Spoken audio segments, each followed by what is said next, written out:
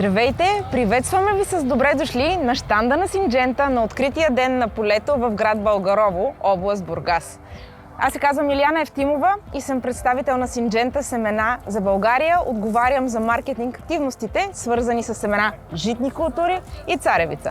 Заедно с мен днес е колегата Желю Енев, който отговаря за развитието на семена за района на Сливен и Ямбол. Давам думата на Желю, за да ви сподели детайли относно сортовете, позиционирани на полето тук, а също и за сортовете, които ние, като експерти в семена, препоръчваме за отглеждане в Южна България. Здравейте! На това опитно поле сме заложили 4 сорта пшеница. Сортовите пшеница и ечемик в нашото портфолио са така избрани специално за отглеждането в България.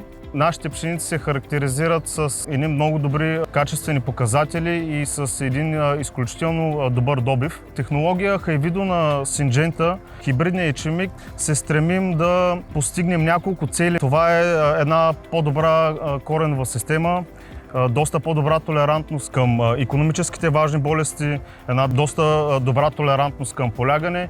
Благодаря на колегата Желю за краткото представяне. Наистина продуктите в портфолиото ни са подбрани за условията на отглеждане в България. Правим редица опити благодарение на експертите от техническият ни отдел.